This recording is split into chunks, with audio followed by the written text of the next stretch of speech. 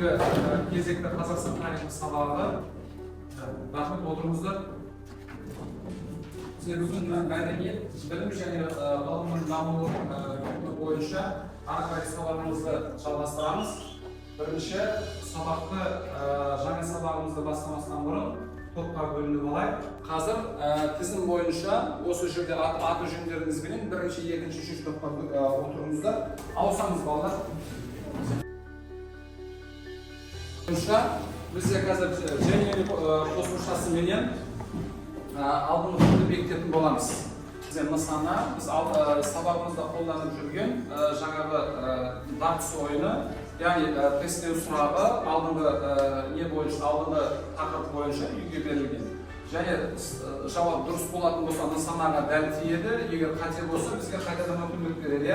Сонымен бастайық. Бірінші бөлім. Жақсы. Шәкірті бастамасы бойынша медреселерде орыс тілінде үйретілген бастама мерзім 1870 жылы. Келесі сұраққа қарай жылжиып, жаңа әдіспен оқыған Ғалия медресесі орналасқан өңірдегі. Және Уфада дейді бізде. Өте тамаша. Бір газет корпусында білім алған қазақ ағартушысы тағы да бар ма? Анел Шоқан Уәлиханов бізде. Тамаша.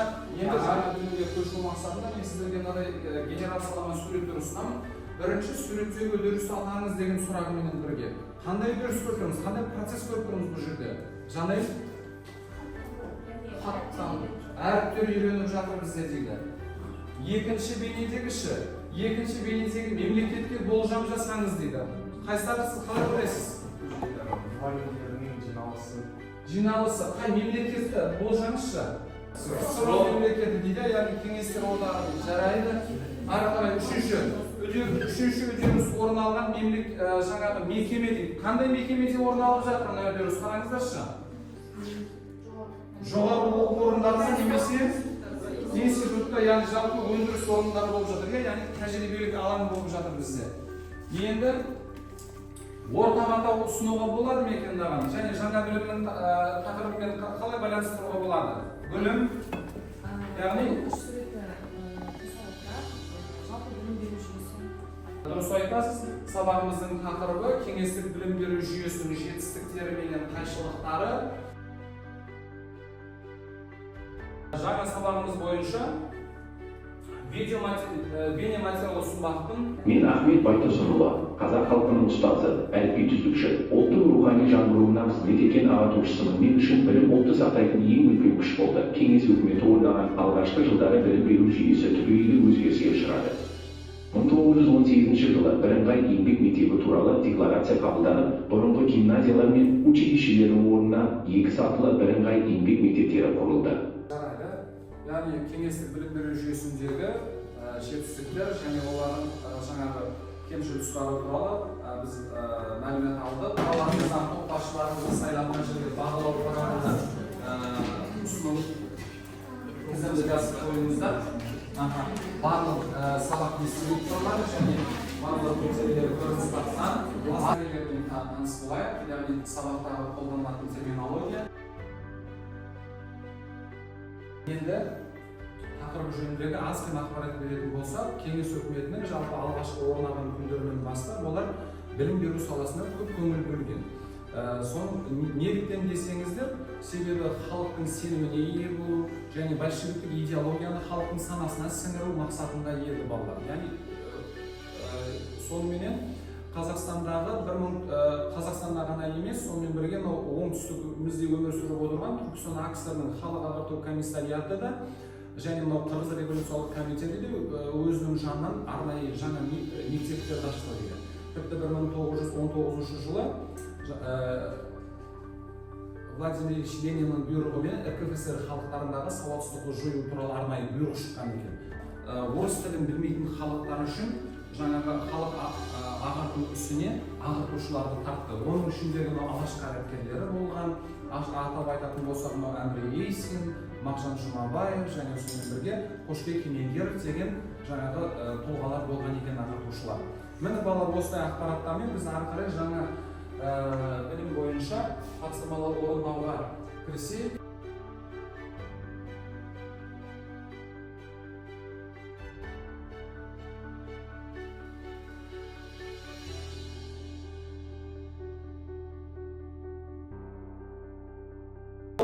açılышына берілген уақыт аяқталды. Бұдан отыра қойыңыз. Генерацияланған постерлеріңізді чатқа жіберіңіздер. Салдыңыздар ма? Құрметті білім алушылар, мен алдарыңызға жасыл үлгі жүйеге және қызыл үлгі жүйеге туларды ұсындым. Қазір осы жердегі сіздердің сыныптастарыңыздың тақырыпты жасаған жаңағы талдауына, жасалған генерациясына сіздер өздеріңіздің қосатындарыңыз болса, ұсыныстарыңыз болса, немесе айтар ескертпелеріңіз болатын болса, қызыл көтеріңіздер. Егер көңілдеріңіз толып, яғни барлық ақпарат дұрыс орындалды дейтін болсаңыздар, жасыл туды көтеріңіздер. Свод талдау біздегі. Күшті жақтары бізде екінші мұғалімдердің аяғына 1928 жылы ашылған болған, және де болашақта Абай деген аты берілген болады. 35-ші жыл деп толықтырып кетейік. Сосын бізде назарға тыңдаймыз. кадрлар даярлау үшін бізде 1140 стипендия бөлінген болатын. Сосын бізде өзіміздің ана тілімізде оқу үшін мемлекеттік кадрлардан 25 мың сом бөлінген болады. Бұл күшті жақтар ғой, мүмкіндіктер сіздерге берілген. Жақсы, күшті жақтар. Алып келесі.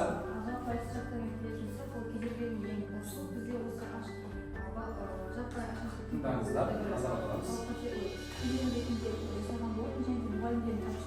Жақсы, оқулықтардың жетіспеуі немесе мамандардың тапшы болуы, яғни бағана біздің күшті жақтарын айтты, 28 жылы институт сайлауының негізінің қалыптасуына дейін бізде бірде-бір жоғары оқу орны болмаған Қазақстанда деп айтып. Сондықтан шетелден шақыртылады. Жарайды, рахмет, отырыңыздар. Енді біздегі мынау ғылым ордасы тобының жасаған свод талдауы, постері сіздерге ұнады ма?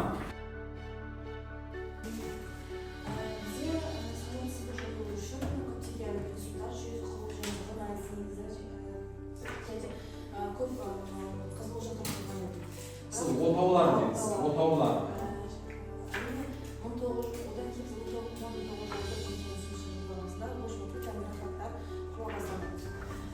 Рабфактар құрылды, жақсы. Ахмет Байтұрсыновтың байқауы бойынша негізгі қазақ халқын мұғаліммен қамтамасыз үшін 20 мың мұғалім керек. Алайда мемлекеттің бөлінген қаржы цифрларын ауыл шаруашылығы мұғалімше бірнеше кітапханаға, сондықтан енді жалақылары аз болғандықтан олар өз қаржысына бөліп балаларға көтеріп береді. Төмен бастапқы деңгей, яғни бізде 1926 жылы қазақтардың 6,9% ғана, ал орыстардың 36% ғана бізде сауатты болған болатын.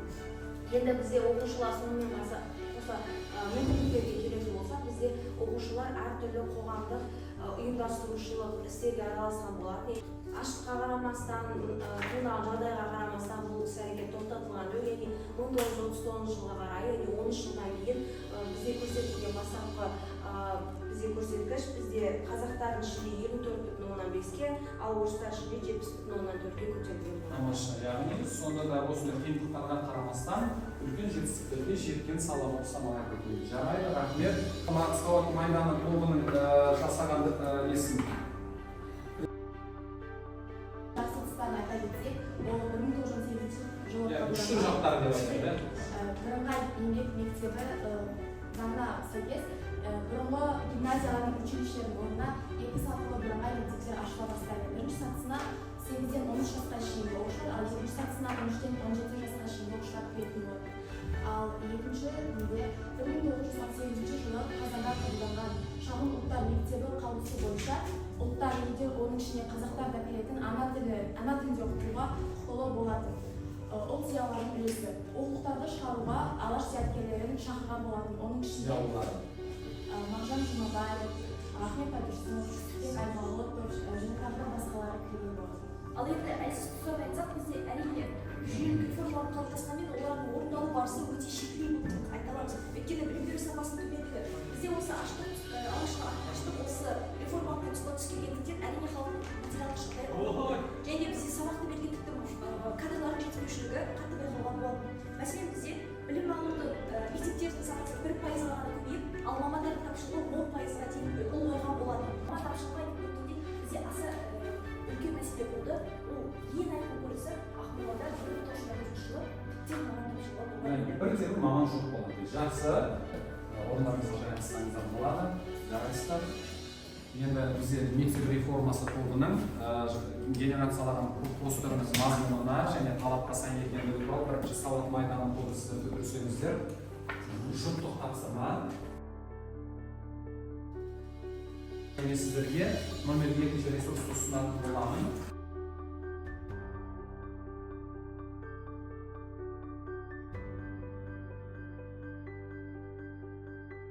Тапсырманы орындауға берілген уақыт аяқталды. Қазір енді сағат бағыты бойынша жандарыңызда отырған жолдастарыңызға қарай ауыстырыңыздар. Сағат бағытымен ауыстырыңыздар.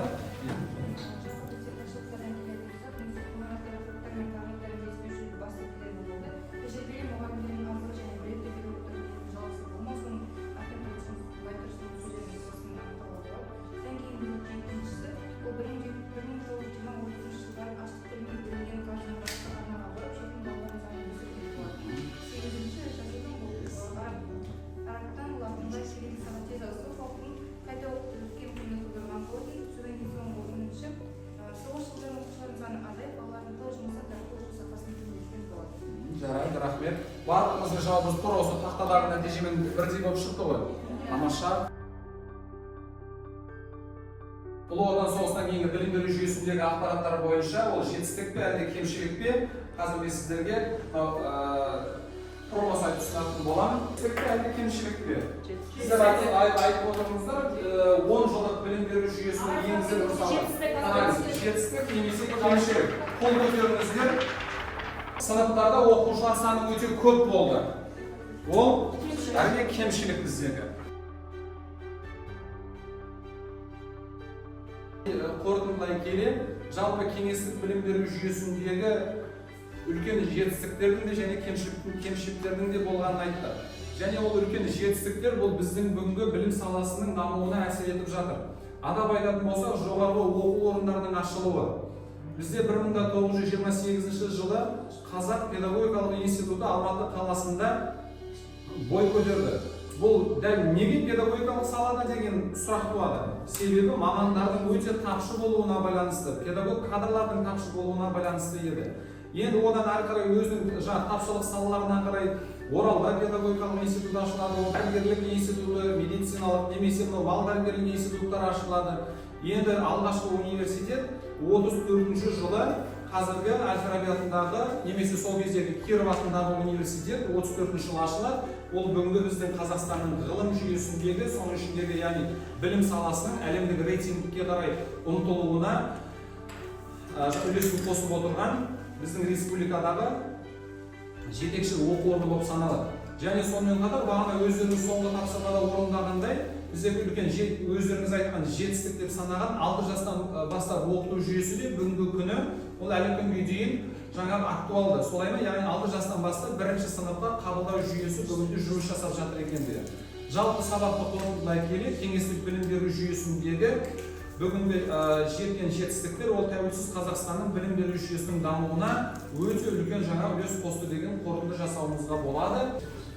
10 балдық жүйеменен Бейсентай Гүлімді, Қалмақан Саяны 8 балл. Жарайды, меніңше бұл жерде дискриптор бойынша объективтілік сақталған сияқты. Енді сабақтың бүгінгі кері байланысты ретінде бұл жерге келіп, яғни сабақтағы барлығы түсінікті болса, жаңағы бірінші смайликті сұрағыңыз немесе бағана айтар комментарийлеріңіз болса келіп, екінші смайликті және түсінбеген жерлеріңіз болса, осы смайликті бассаңыздар, мен сұрақтарыңызға жауап беремін. Келіп, экранды бассаңыздар болады осы жерден. Бізде кері байланыстың нәтижесі бойынша барлығы түсінікті дегенде сабаққа қатысқан 15 оқушыны толығымен басқан екен, сұрағым бар және түсінбедім деген таңдауды ешкім жасамаған екен. Олай болса, үйге тапсырма ретінде кеңестік білім беру жүйесіндегі реформалардың бүгінгі күнге әсері тақырыбындағы төмендегі критерийлерді сақтай отырып, шағын эссе жазасыздар. Шамамен 200 сөздің көлемінде болса, ол жетіп жатыр. Сабаққа қатысқандарыңызға үлкен рахмет, сау болыңыздар.